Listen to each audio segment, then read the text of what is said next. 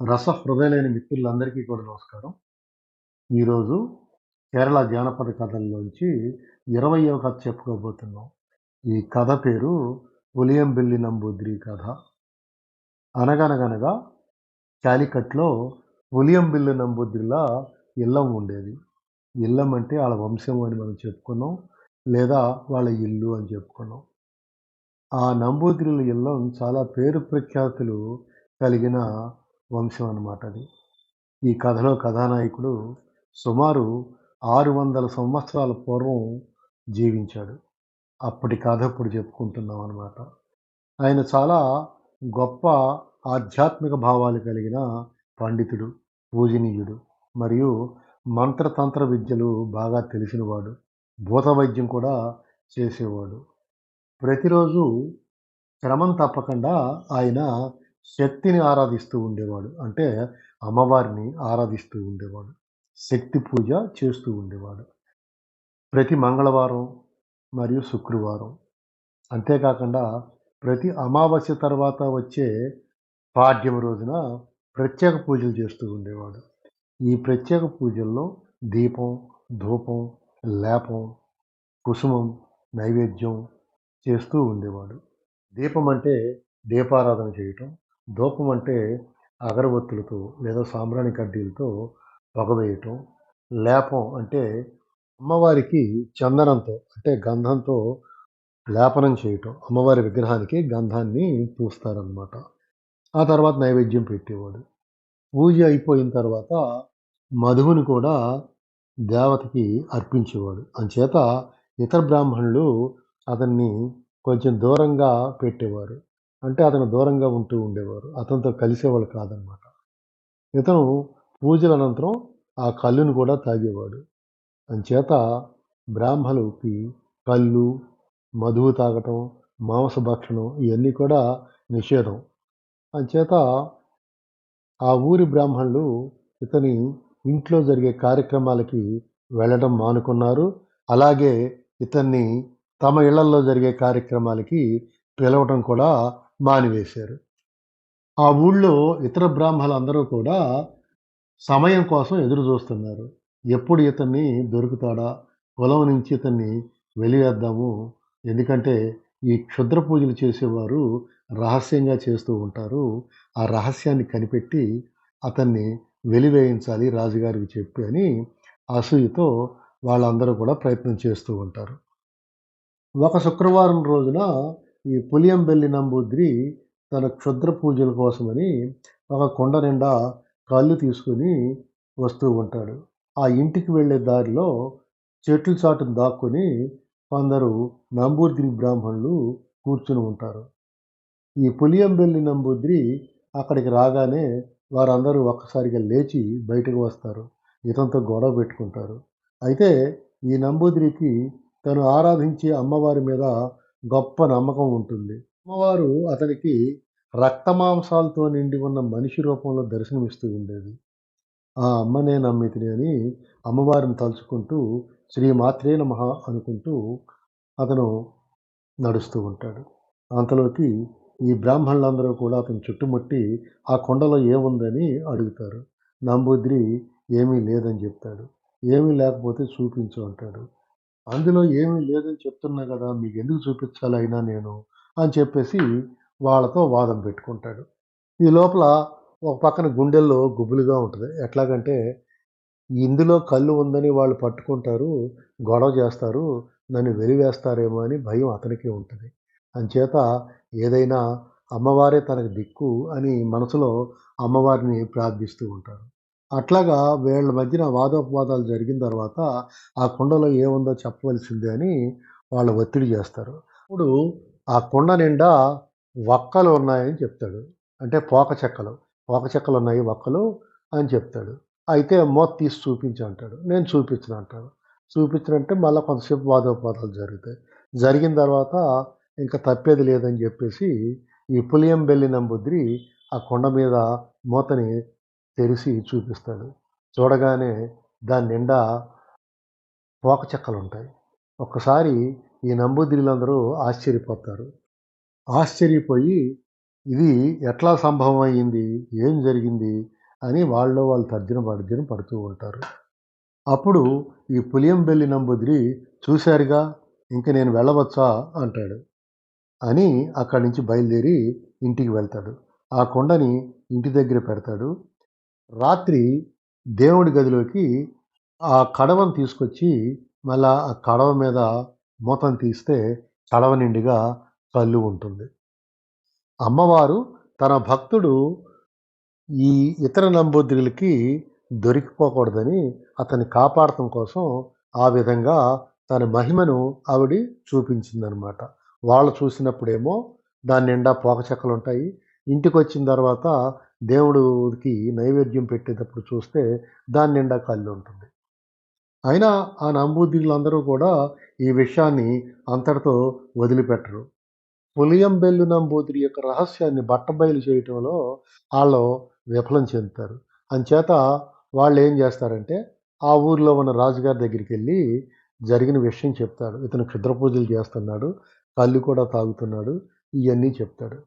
అప్పుడు రాజుగారు ఏమంటారంటే, సరే మీరు వెళ్ళండి. మళ్ళా తర్వాత ఎప్పుడు పూజ చేస్తాడో ఆ రోజు నాకు మీరు వచ్చి చెప్పండి అని జెప్పేసి అంటాడు. తర్వాత వచ్చే వారం శక్తి పూజ జరిగే నాటికి మళ్ళీ ఈ నంబూద్రులందరూ కలిసి ఈ పులియంబెల్లి నంబూద్రి మీద నిఘా వేస్తారు. మలయాళ పంచాంగం ప్రకారం 12వ నెల కర్కాటకం నెల పాడ్యం రోజున అంటే న్యూ మూన్ డే అమావాస్య వెళ్ళిపోయిన తర్వాత నెలపొడుపొచ్చే రోజున యథాతథంగా పులియంబెల్లి నంబూద్రి తన పూజకి ఏర్పాట్లు చేసుకుంటూ ఉంటాడు. ఈ విషయాన్ని రాజుగారికి ఈ నంబూద్రులందరూ వెళ్ళి చేరవేస్తారు. పులియంబెల్లి నంబూద్రి ఆ రోజు అంటే అమావాస్య తర్వాత వచ్చే పాడ్యమి అంటే శుక్ల పాడ్యమి. ఆ రోజు పూజకి ఏర్పాట్లు చేసుకొని అమ్మవారికి చేసే నెలవారీ పూజ చేస్తాడు. చేసి మధు నివేదనం చేస్తాడు. అంటే కల్లుని నివేదనంగా సమర్పిస్తాడు. పూజ అయిన తర్వాత ఆయన శుభ్రంగా కల్లు త్రాగి మత్తుగా నేల మీద పడుకొని ఉంటాడు. ఎక్కడ? నెలక్కట్టులో. నెలక్కట్టు అంటే దేవుడి గది అనమాట. పూజా గది. ఆ గదిలో పూజ ముగించేసి కల్లు తాగేసి మత్తుగా పడుకొని ఉంటాడు. ఈ విషయాన్ని రాజుగారికి ఇతర నంబూద్రులందరూ చేరవేస్తారు. అప్పుడు రాజుగారు ఏం చేస్తారంటే, తన భటుడిని పంపిస్తాడు. పంపించి పులియంబెల్లి నంబూద్రిని తీసుకొని రమ్మంటాడు. ఆ భటుడు పులియంబెల్లి నంబూదిరి ఇంటికొచ్చి తలుపులు తడతాడు. అప్పుడు ఆ పులియంబెల్లి నంబూదిరి ఇంట్లో పనిచేసే పనమ్మాయి వచ్చి తలుపు తీస్తుంది. ఎవరు మీరు? ఏమిటి? అని అడుగుతుంది. నేను రాజభటుడిని. రాజుగారు కబురు పంపించారు. పులియంబెల్లి తిరుమేనిని రాజుగారు రమ్మన్నారు అని చెప్తాడు. తిరుమేని అంటే ఈ తక్కువ కులస్తులు ఈ నంబూదిరి బ్రాహ్మణుల్ని గౌరవ సూచకంగా తిరుమేని అనే పేరుతో పిలుస్తూ ఉంటారు. అంచేత తిరుమేనిని తీసుకురమ్మన్నారని చెప్తాడు. చెప్తే ఈ పనమ్మాయి లోపలికెళ్ళి పులియంబెల్లి నంబూదిరి అంతర్జనానికి చెప్తుంది. అంతర్జనం అంటే ఆ నంబూదిరి భార్యను అంతర్జనం అంటారు కదా! ఆవిడకి చెప్తుంది. ఆవిడ వెంటనే వెళ్ళి నెలక్కట్టులో పూజ చేసుకుంటున్న భర్త దగ్గరికెళ్ళి విషయం చెప్తుంది. భర్త అప్పటికే పూజ చేసి కల్లు తాగి పత్తిగా కూర్చొని ఉంటాడు. ఉంటే ఈ విషయం వినగానే అతను ఏమంటాడంటే, చంద్రుడు ఉదయించిన తర్వాత, చంద్రోదయం అయిన తర్వాత నేనొచ్చి రాజుగారిని కలుస్తానని చెప్పండి అని చెప్తాడు. ఏంటిది? అమావాస్య వెళ్ళిపోయింది. శుక్ల పాడ్యమి. ఈరోజు చంద్రోదయం ఉండదు. మరి చంద్రుడు ఉదయించాక వస్తానని చెప్తాడేంటి అని తనలో తాను తర్కించుకుంటూనే బయటకొచ్చి ఆ పని మనిషితో ఆ వచ్చిన రాజభటుడికి విషయం చెప్పిస్తది. రాజభటుడికి కూడా ఏం అర్థం కాదు. అయోమయంగా తిరిగి రాజుగారి దగ్గరికి వెళ్ళి చెప్తాడు. ఆయన చంద్రోదయం అయిన తర్వాత, చంద్రుడు ఆకాశంలోకి వచ్చిన తర్వాత వచ్చి తమను కలుస్తానని చెప్పమన్నారని చెప్పేసి కబురు తీసుకొచ్చాడు. ఇది విన్న రాజుగారు ఆశ్చర్యానికి గురవుతాడు. అంటే ఇతని మీద అభియోగాలు నిజమే అయ్యుంటాయి. ఇతను కళ్ళు తాగేసి ఉంటాడు. అంచేత ఇప్పుడు నా ముందుకు రావటానికి అతను సంకోచిస్తున్నాడు. అంచేత ఈ విధంగా చెప్పుంటాడు అని అనుకుంటాడు. ఈ నంబూద్రిలు ఎవరైతే ఫిర్యాదు చేశారో వాళ్ళందరూ కూడా ఆ రాజుగారి కోట దగ్గరే కాపేసుకొని ఉంటారు. ఈ నంబూదిరి తాగేసి తూలుకుంటా వస్తాడు. ఎవరో పులియంబెల్లి నంబూదిరి. ఈ తాగి వచ్చాడు కాబట్టి రాజుగారు అతనికి ఏదో శిక్ష వేస్తారు. దాన్ని కారణంగా చూపించి మనం అతన్ని కులంలోంచి వెలివేయొచ్చు అని చెప్పేసి వీళ్ళు ఎదురు చూస్తూ ఉంటారు. కానీ పులియంబెల్లి నంబూదిరి రాడు. వాళ్ళలో వాళ్ళు అనుకుంటూ ఉంటారనమాట. ఈరోజు ఆకాశంలో చంద్రుడు ఎలా కనపడతాడు? పులియంబెల్లి నంబూద్రి బండారం అంతా కూడా బయట పడిపోతుంది అని అనుకుంటారు.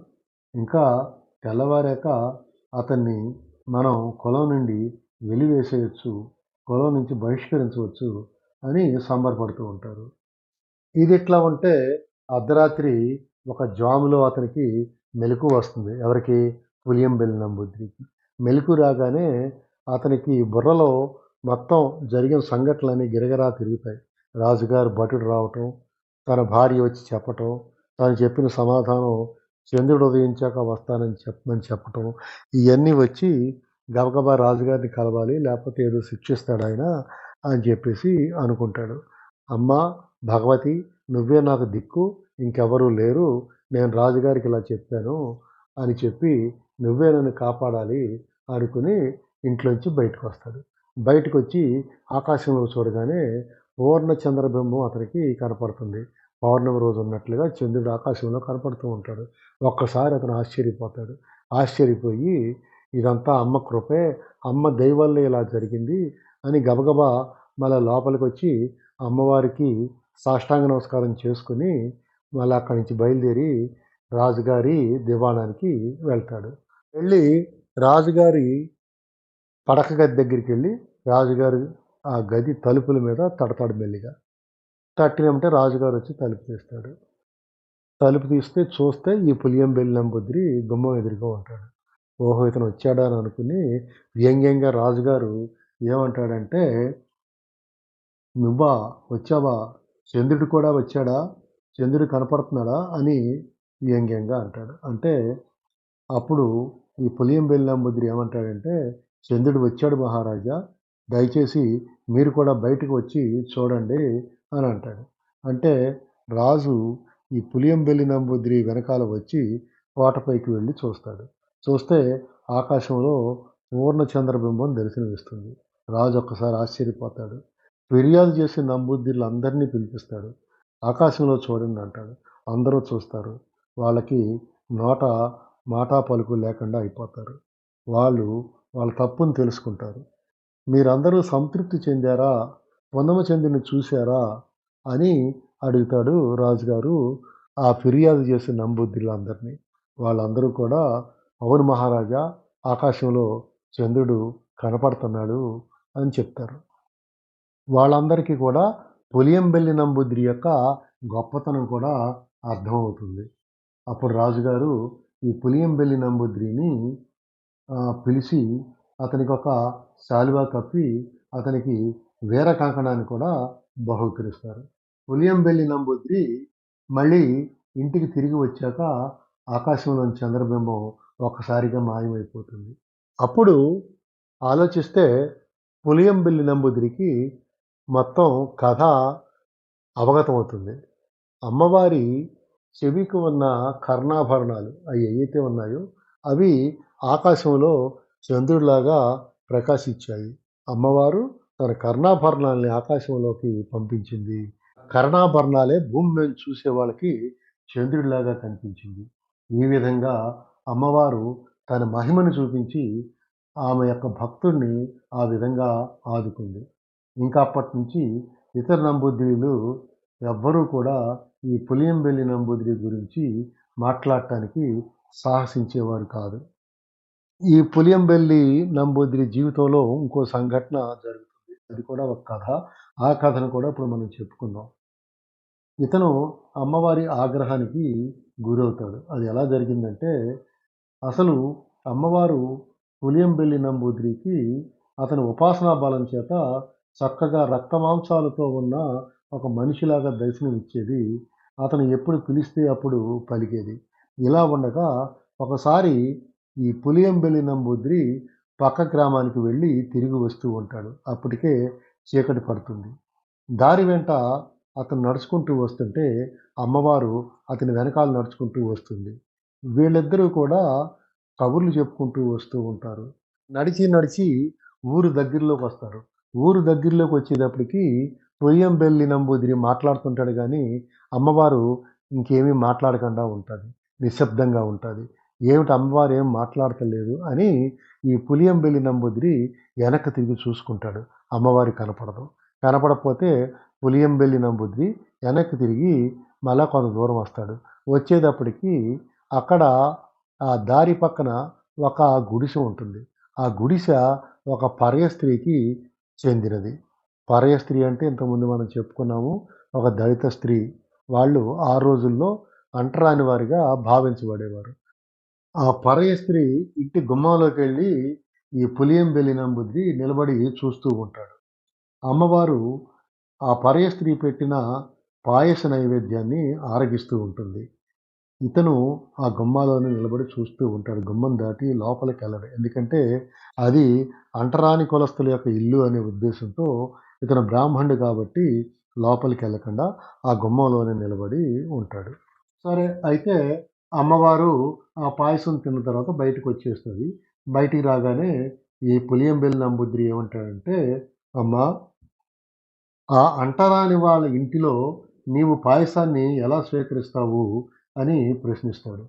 అప్పుడు ఆమె ఏమంటదంటే, ఆమె నా భక్తురాలు. పరాయి కులంలో పుడితేనేమి, ఆమె భక్తి శ్రద్ధలతో నన్ను పూజిస్తూ ఉంటుంది అని చెప్తుంది. కానీ ఉలియంబెల్లి నంబూదిరి దాన్ని జీర్ణించుకోలేకపోతాడు. ఎంత సరిపెట్టుకుందామనుకున్నా సరిపెట్టుకోలేకపోతాడు. తిరిగి అమ్మవారిని అంటాడు. ఇప్పుడు వెళ్తే వెళ్లారు గానీ, ఇంకెప్పుడు ఆ అంటరాని వాళ్ళ ఇళ్ళకి వెళ్ళకండి అని అంటాడు అమ్మవారితో. అమ్మవారికి కోపం వస్తుంది. నువ్వు నన్ను అర్థం చేసుకోలేదు. నాకు భక్తులందరూ ఒకటే. మంత్రతంత్రాల కంటే భక్తే గొప్పది. నువ్వు మంత్రతంత్రాలతో నన్ను ఆరాధిస్తూ ఉంటే, ఆ పరయ స్త్రీ నన్ను భక్తితో ఆరాధిస్తుంది అని చెప్తుంది అమ్మవారు. ఇంకా ఏమంటుందంటే, నా దృష్టిలో పెద్ద కులం, చిన్న కులం అనే తారతమ్యాలు లేవు. నాకు భక్తులందరూ ఒకటే. నాకు సంబంధించినంత వరకు భక్తులకు కులమతాల భేదం లేదు. నువ్వు ఇంత చేసి నన్ను అర్థం చేసుకోలేకపోయావు కాబట్టి, ఇక నుంచి నువ్వు నన్ను చూడలేవు. నేను నీకు ఎప్పటికీ కనిపించను. కానీ నువ్వు నన్ను ఆరాధిస్తావు కాబట్టి, నిన్ను నేను అనుగ్రహిస్తూ ఉంటాను. కానీ రక్తమాంసాలున్న మనిషి రూపంలో ఇంక నేను నీకు కనపడను, నీతో మాట్లాడను అని అమ్మవారు చెప్తుంది. అమ్మవారు ఎప్పుడైతే ఇలా చెప్పిందో, ఈ పులియంబెల్లి నంబుద్రి ఒక్కసారి కుప్పకూలిపోతాడు. తర్వాత కృంగిపోతాడు. ఆ తర్వాత ఎక్కువ కాలం కూడా అతను జీవించడు. చనిపోతాడనమాట. అయినా సరే ఈ రోజుకి కూడా పులియంబెల్లి నంబూద్రిని కేరళలో కొన్ని ప్రాంతాల్లో దేవుడిగా పూజిస్తూ ఉంటారు కొందరు. వెల్లంకూడి అనే ఒక పానీయాన్ని ఆయనకి నైవేద్యంగా సమర్పించుకుంటూ ఉంటారు. ఆ వెల్లంకుడి అనే ఒక పానీయాన్ని నైవేద్యంగా సమర్పించుకుంటే సంపద లేని వాళ్ళకి సంపదల్ని, పిల్లలు లేని వారికి పిల్లల్ని ఈ పులియంబెల్లి నంబూద్రి అనుగ్రహిస్తాడని వాళ్ళు నమ్ముతూ ఉంటారు. ఈ పులియంబెల్లి నంబూద్రి కథ ఇంతటితో సమాప్తం. రేపు ఇంకో కథ చెప్పుకుందాం. అంతవరకు మిత్రులందరికీ సెలవు. నమస్కారములతో మీ ఆదిశేషు.